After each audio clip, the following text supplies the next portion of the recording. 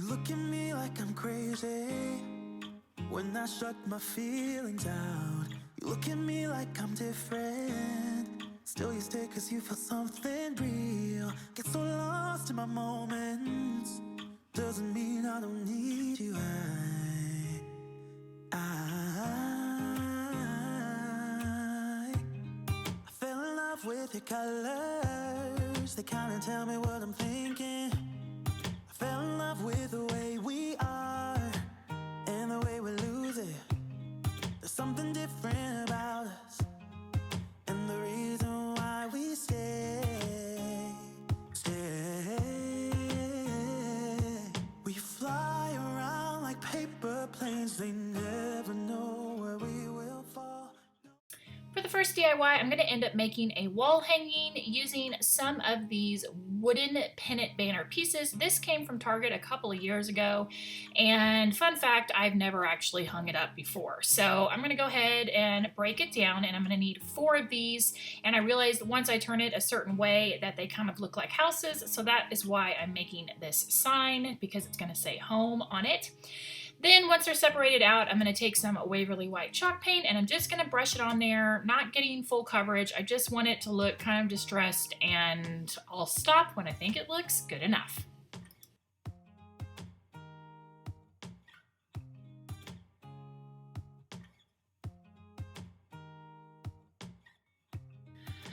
Once the paint is dry, on one of these pieces, I'm going to fill in the 2 holes at the bottom, and I'm not going to paint over them. And you'll see why I chose not to later on. But if you don't have this pennant banner, you could use a piece of cardboard cut into this shape. You could use foam board. So there's different options for you to make this shape. It's a pretty basic shape to make. So you definitely can make this little sign even if you don't have these pieces of wood. Now it's time to stencil. So for the O, I'm actually going to go in and draw the O shape. The reason I'm going to do this is because that will give me where I can just very easily fill in the O with some hot glue and put the greenery down, because my O is going to be a little green wreath. For the other letters, however, I'm going to go in with some of the ink Waverly chalk paint, and I'm just going to stamp it in, and I'm going to go for as full thick coverage as I can get while I'm stenciling this.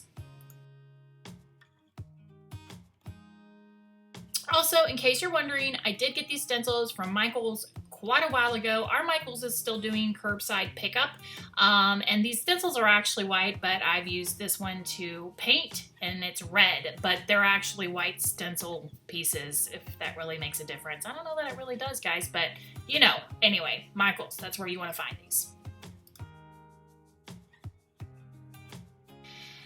And now it's time to fill in the O. So like I said, all I'm going to do, using one of these little white dish pans to contain the chaos, I'm just going to take my glue gun and I'm just going to put some glue down and then smush some Dollar Tree floral moss and then put some green, I was about to say some green glue, but that's not what I meant to say, glue and some more floral moss, and I'm just going to keep doing that till I get it to how I want.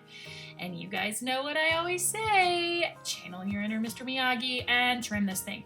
I really think I need to become like a bonsai artist, because I get an insane amount of satisfaction from doing these little trimmings. I don't know what it is, but I really, really like it.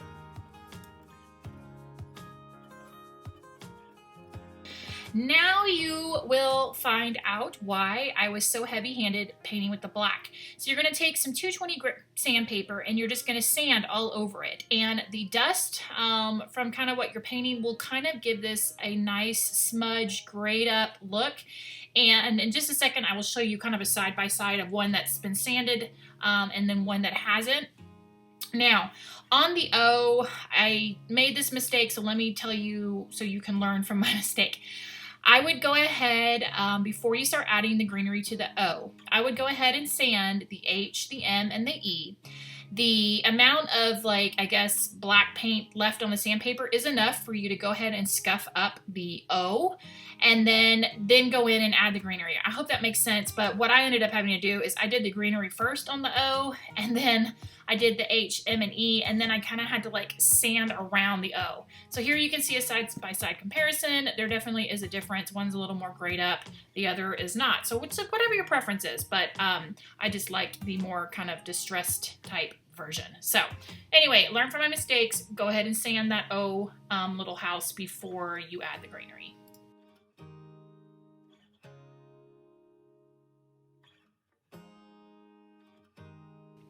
So now I have grabbed 18 wooden beads, which apparently I purchased at the wooden bead shop, and I am going to just give them some light coat of this silver lining Waverly chalk paint. I'm gonna brush it on, and honestly I'm just gonna use my fingers and just kind of smudge it around because I don't want full coverage on these beads. I just want them to have a nice little hit of gray color.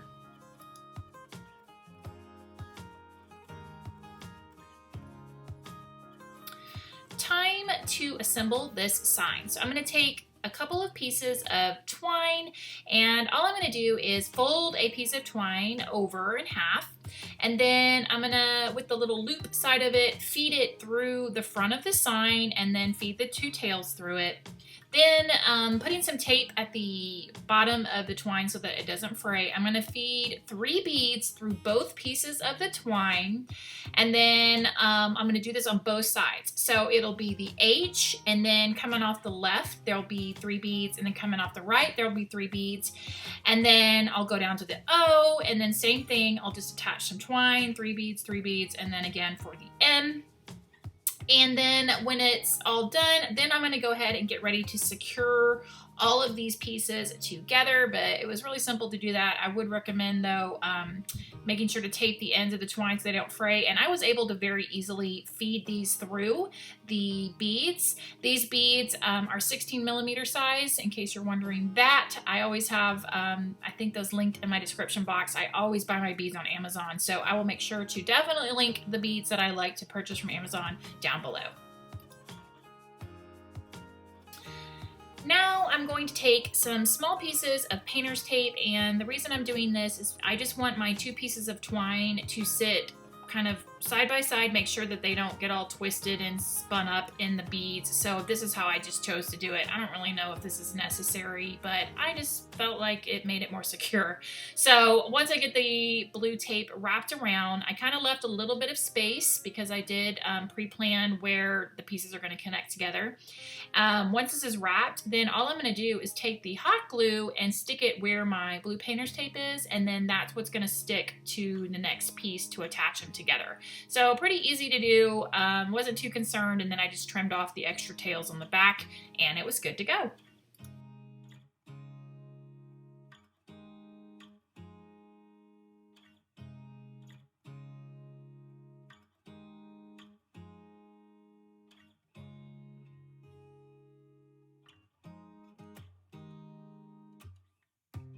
Once all the pieces were together, then all I did was just take a little bit more hot glue and a piece of twine and just made a little hanger at the top so that I could hang it up on the wall.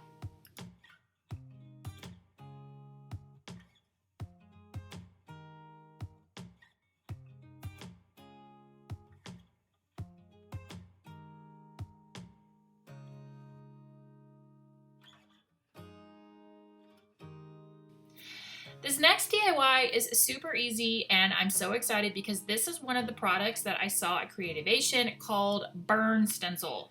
And what it is, it's these stencils that they have all kinds of different ones. I will link down below their website and what you can pick up. And all you really have to do is take the stencil, then you take your heat torch, and you simply just go in there and blow the heat over it, and it starts to burn your wood. It's as easy as that. It's so satisfying. Shannon, the Daily DIYer, and Jennifer from Little Bit of Common Crazy, we absolutely fell in love with this booth. Like, it was so cool and so fun to play with. I definitely plan on doing some more fun stencils like this coming future, but like I said, I will link all their information down below. They were very nice enough to send me some stencils to play with, and so I definitely would highly recommend it. They've got shapes and all kinds of cool things, but yeah, it's very easy to do. You just go in there and burn it. You can also use these stencils for painting as well. You don't have to use them just for wood burning.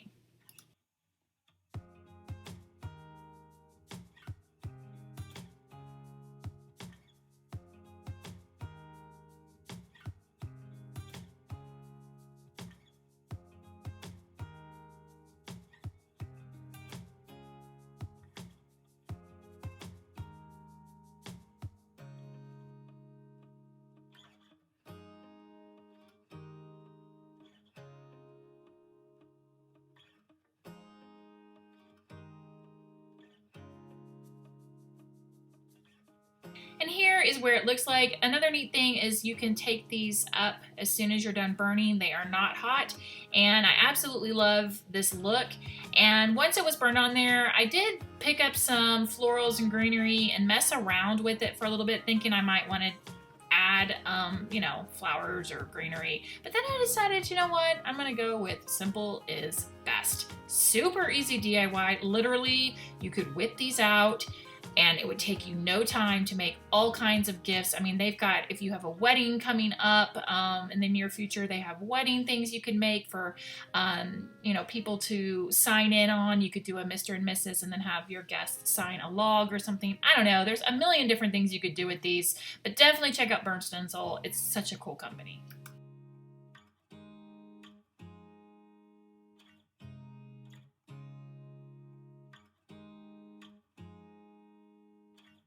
The last DIY is a thrift upcycle, and I got this cute little mason jar chalkboard sign for 99 cents. And what I'm going to do is I'm going to first pry off the chalkboard part of it. It did give me a little trouble, but I was able to get it off. Then I took it out to my garage and went ahead and sanded it real good. And then I broke down where the rope was at the top and took all of that off. Once that was done, I taped off the top and then went ahead and painted with some Waverly white chalk paint the mason jar, and I just covered it as good as I could until I felt like it was nicely coated.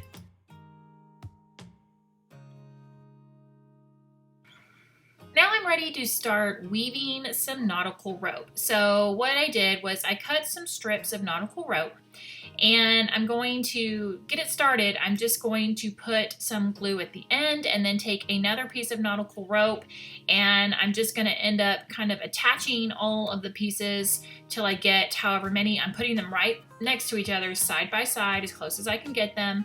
And then once that's done, I'm ready to start weaving with the other pieces of rope. And it's really simple. Once they're all attached like this, you just take your rope and you go over, under, over, under, over, under. Then the next piece of rope, you start the opposite, you know, under, over, under, over, under, over.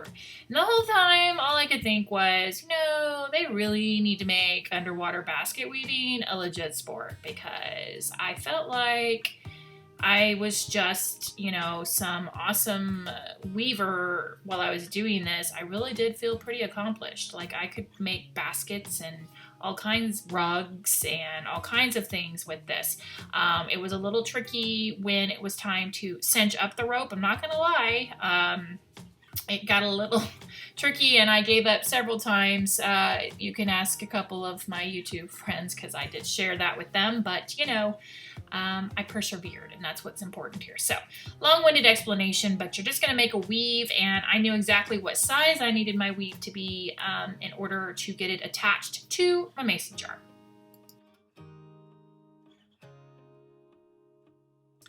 This is the size I needed, so now I'm ready to go ahead and secure it and get it so that I can attach it to my mason jar. So the first thing I'm doing is just taking some hot glue, and I am securing the top of the weave to the other strands. And then once that's done, I will trim those off. Then the pieces of rope that kind of are laying on top of that top horizontal rope piece. I'm sorry guys, I am trying to explain this the best that I can. I'm going to curve those over the top so that it kind of looks a little bit better. And then I'll just trim off the sides and secure those with some hot glue. And then I basically will end up with a little rectangle shape of weaved nautical rope.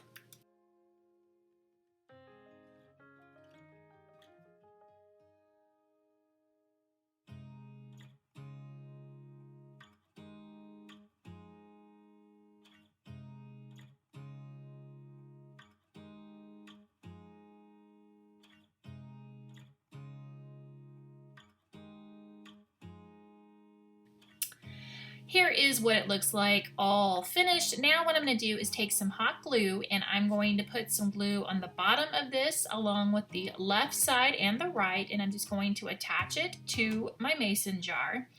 Once that's done, I'm going to hit it with a lighter to get rid of all the little strings. Now, Do not do this if A, you're afraid of fire, or B, you don't really know what you're doing. Please make sure you practice safe fire safety and have a fire extinguisher right next to you just in case things get out of control. But what the lighter does is it just burns all those extra little crazy strings off of the nautical rope.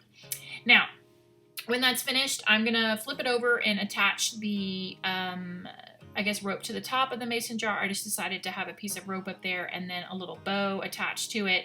And I just put some of the Walmart boxwood greenery that I have in my stash inside of the little weave basket part. And then the last step is just to go ahead and attach it to this little wooden slat sign that I have in my stash from Hobby Lobby. And to do that, I'm just going to use some Velcro that I got from Dollar Tree because I didn't want to permanently attach it to this. And that's all. That's it. It's already got a hanger on the back, and this thing is ready to hang up on the wall.